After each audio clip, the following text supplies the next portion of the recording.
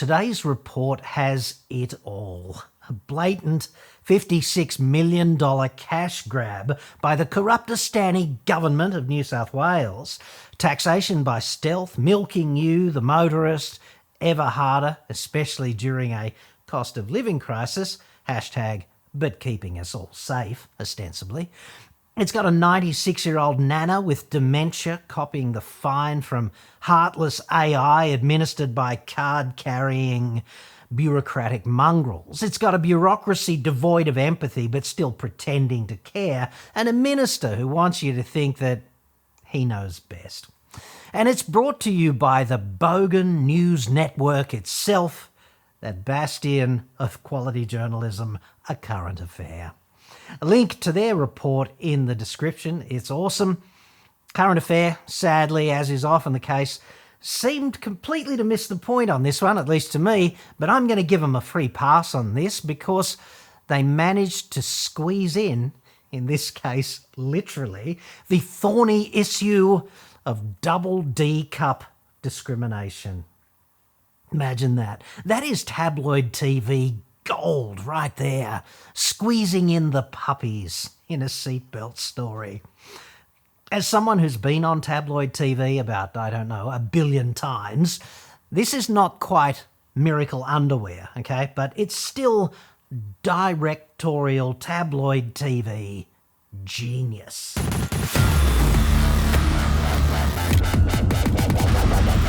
I'm John Logan from AutoExpert.com.au. New cars cheap, but Australia only. Website. Come on.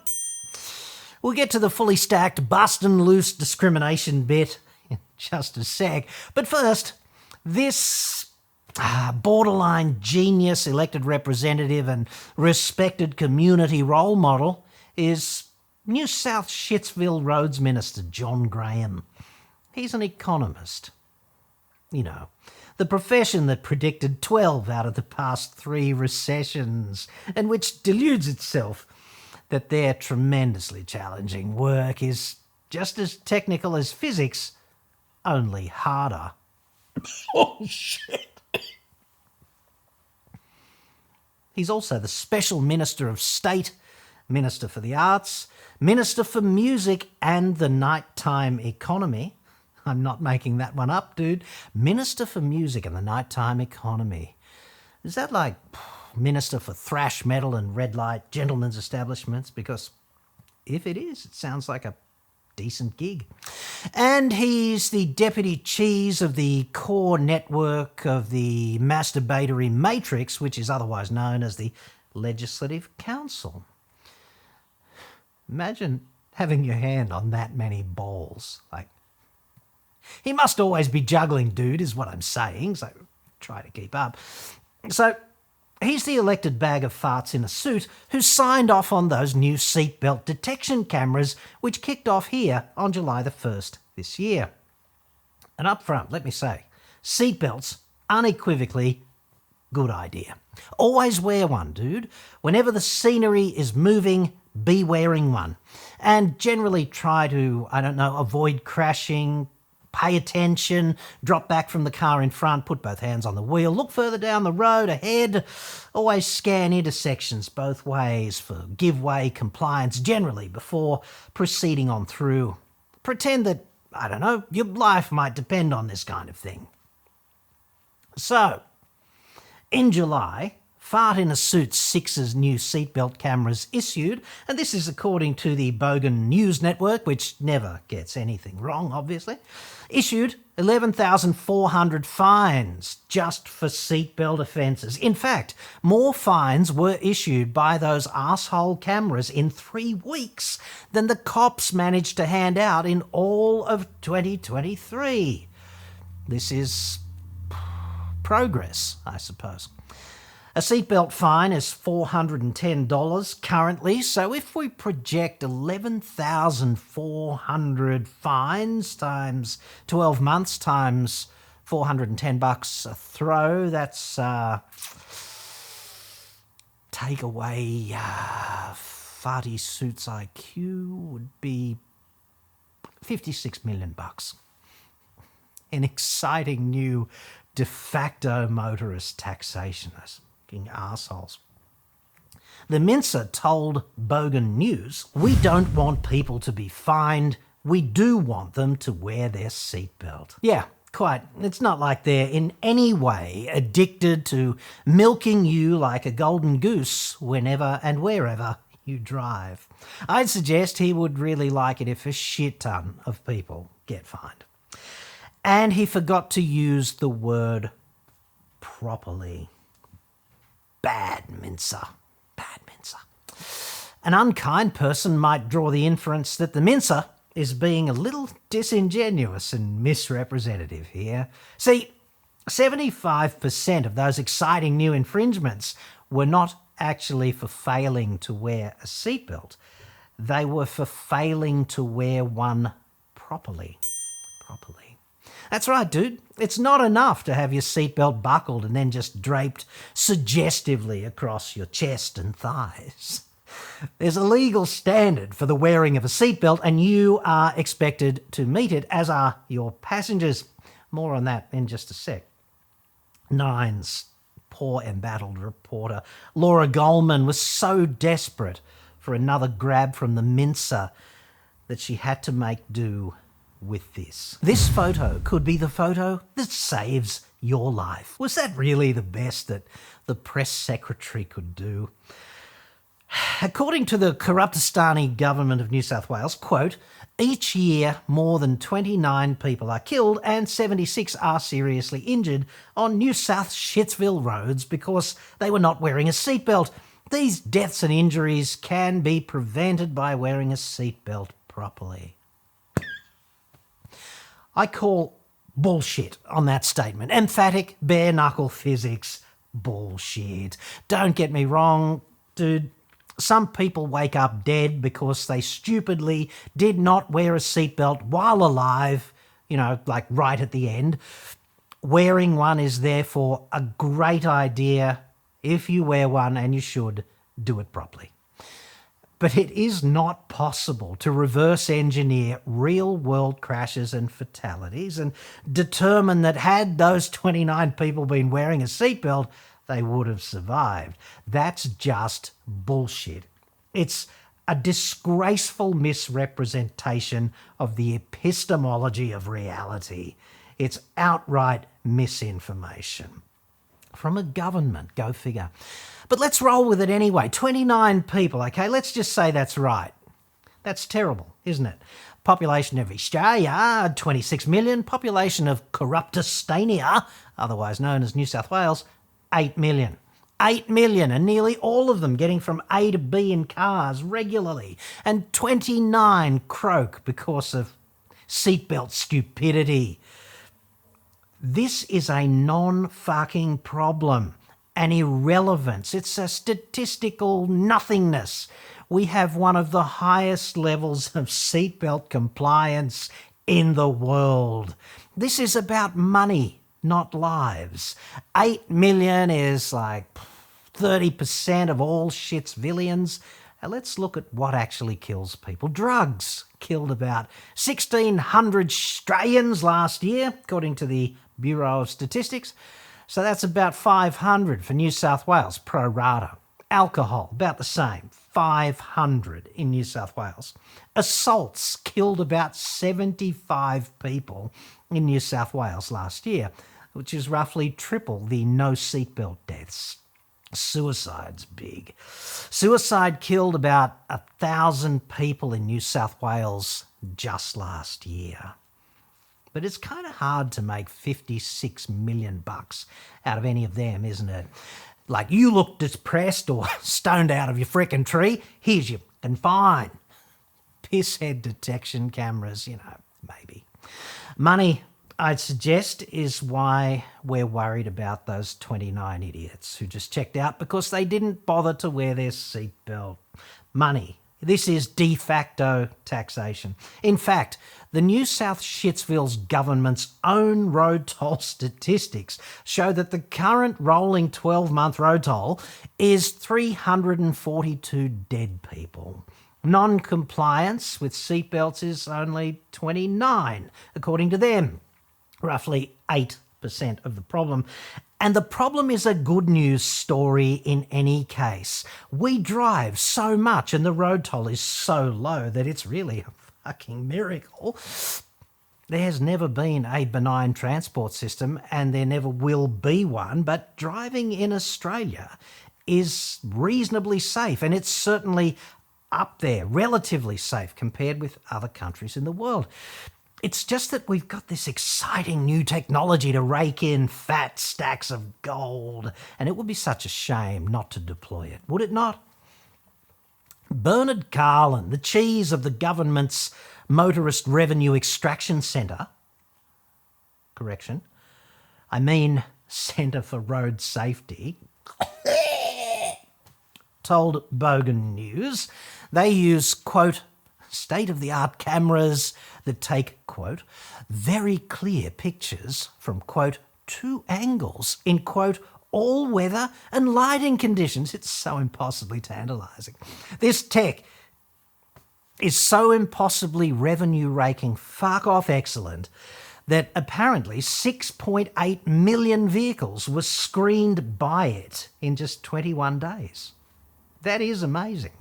Unfortunately, though, Mr. Carlin couldn't shut up either, or Ms. Goldman demanded another interview grab, and he said all of those images are then reviewed by authorised officers who've been trained to review those to see whether there's an offence has been committed. Okay, so that's almost English. Well done, I suppose. I suspect something might have been lost in the translation here, however, because the numbers don't exactly add up, do they?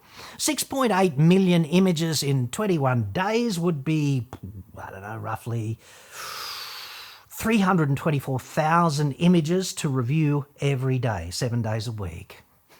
If these totally fucking highly trained, elite authorised officers, 3/4 of whom are doubtless either DEI hires or outsourced to Manila, if they have 8 hours per day, of which 6 are actually productive, unlikely because hashtag public service, and if it takes 60 seconds to review an image and flag an offender and input them in the system in some way, each highly trained public safety officer could process like 360 images a day, and if you did that, you'd need 900 of those geniuses to cope with 6.8 million images in 21 days, which does seem kind of unrealistic.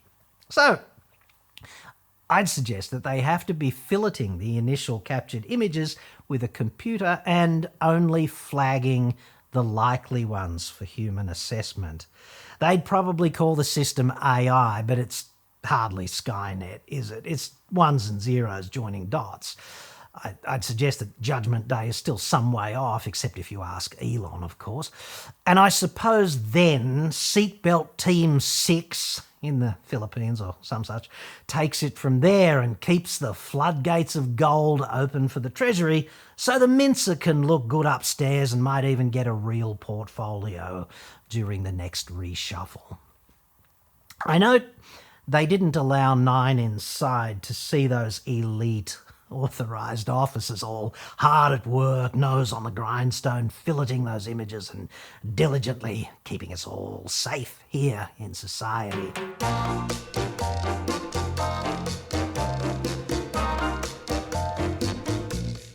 The key thing to bear in mind here is that 3/4 of these fines were handed out to people who were actually wearing their seatbelt, just not, quote-unquote, properly, to the satisfaction of SeatbeltNet's AI. That's a $40 million revenue stream right there for wearing a seatbelt, albeit improperly, which I'm tipping a huge chunk of the driving population does not even know is a traffic offence. So here's what the official government arsehole resources have to say about wearing a seatbelt properly. The lap portion of a seatbelt should lie across the bony section of your hips and the sash should fall across your chest and mid-shoulder. I'll put all the advice just there so you can tell I'm not taking it out of context.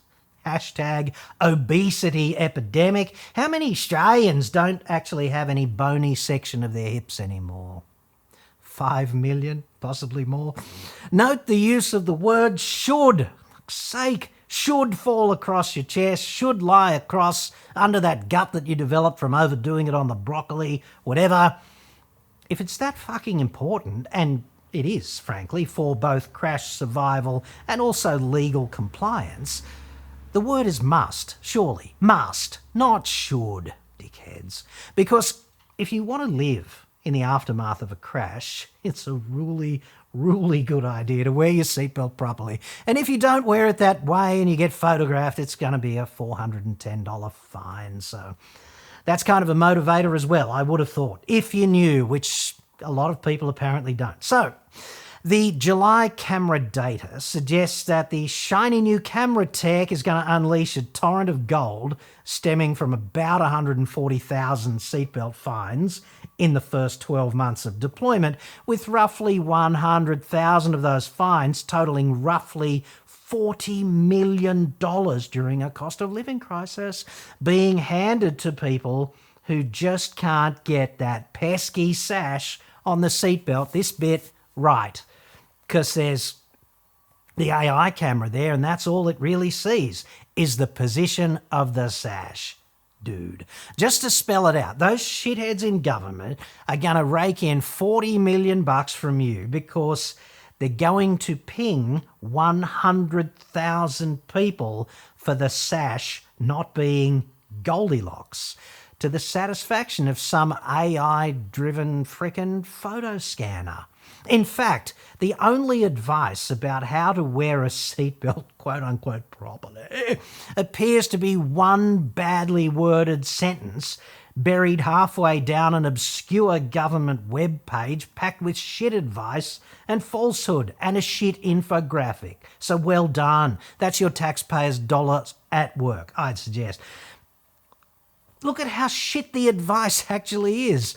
Quote, regularly pull the seatbelt firm to remove any slack and position the seatbelt mid-shoulder. Jesus Christ. Inertia reel seatbelts on statistically every car today are always under spring tension. They do not go slack. So unless you are driving some piece of shit from the 70s, this is a shit sandwich of bad official advice. No need to do that. Plus, the median car in Australia has airbags which are augmented with pyrotechnic seatbelt pretensioners that incorporate load limiters. If you crash, there's no slack, dude. The charge goes off and it reels in the belt super tight, for fuck's sake, to save your life. So who wrote this shit? The intern or someone who just didn't realise that 1980 called and said, dude, it's over. Quote, low, placed low on your hips to fully secure your body weight. You The belt actually goes across the highest part of your hips. It goes across the iliac crests when ideally placed. What they mean is, don't let it ride up and go over your gut, dude, or dudette, or that bulge if you're a woman, or, of course, a man with a baby on board. If the lap bit goes over your gut, you die in a crash. That's a fairly simple translation. Quote, flat, no twists, turns, or folds, you illiterate. The belt both turns and folds at the buckle every time in every seatbelt on Earth. Perhaps we should lighten up at this point. So, this lovely lady is Rima, surname unknown.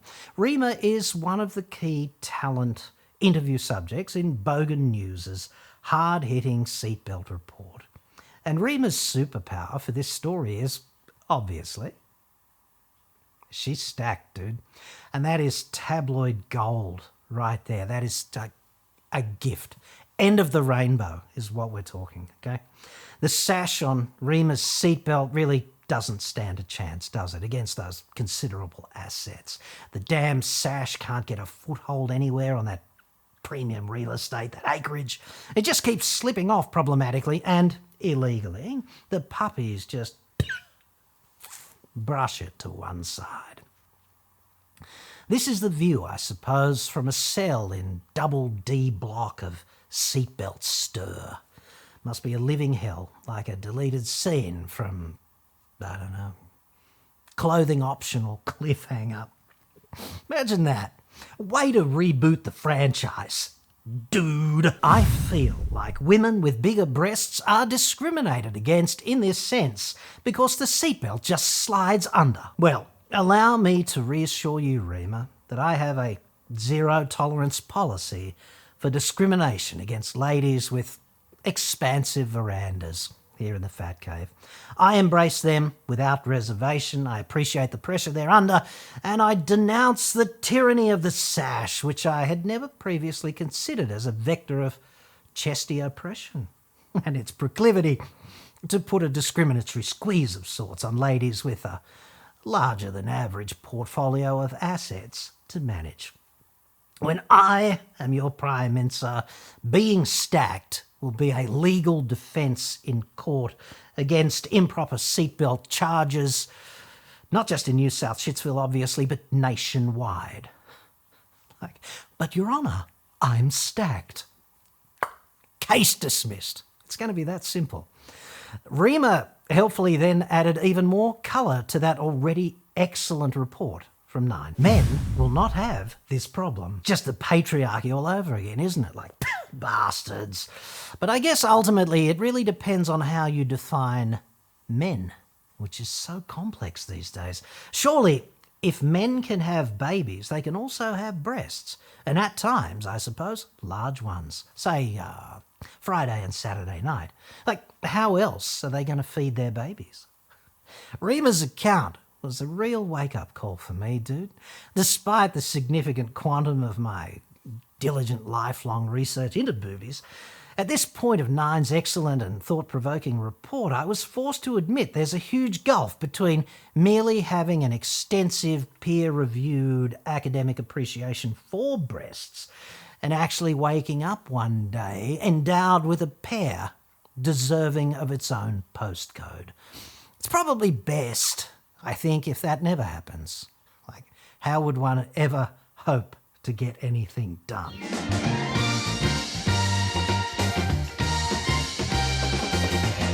What the data actually says, what it screams actually, is that there is a worryingly ignorant slice of the population just driving around with the sash of the seatbelt out of position and not knowing that this is not okay. One of the people fined in Nine's typically hard-hitting story was a pensioner taking her 96-year-old mother to the endless cavalcade of hilariously uplifting medical appointments one requires at that age. Apparently, the 96-year-old's seatbelt had slipped to the point where that fucking heartless AI thought a fine was warranted. And the daughter, a pensioner who was driving, copped the ticket because legally that is her responsibility, right? The 96-year-old was quite lucid on camera, I'd have to say, and she said that she'd been a driver earlier in her life and she'd always worn a seatbelt. She was totally credible too, I'd have to say.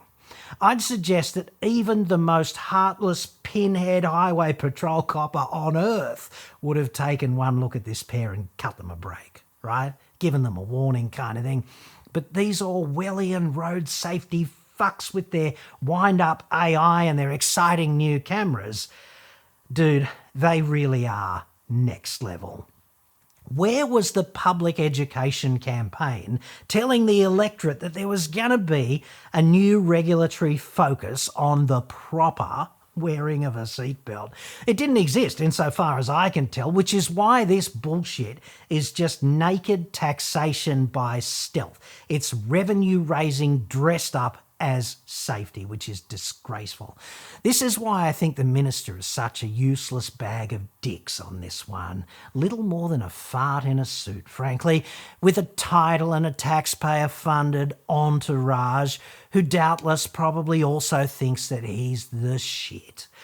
I dare him to tell us out here in the public just how much safer this bullshit tech is going to make our roads. If it works, its impact will be measurable because that's what working does. He should commit to a reduction in the road toll stemming from this amazing but bullshit initiative, if it's that fucking effective. I suspect the only metric the Mincer gives two shits about is the revenue, which is going to be outstanding. But that's not acceptable out here in the public during a cost of living crisis. You mongrel. You can email the Mincer, of course. Politicians love hearing from voters like you. Please be polite, firm, but polite, okay? Please.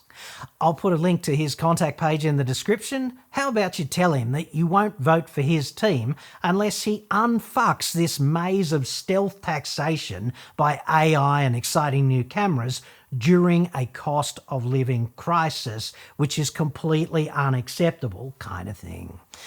Not being voted for is the only thing these in state and federal cabinets actually understand. Their IQs are lower typically than the room temperature on everything else. At least that's how it seems to me.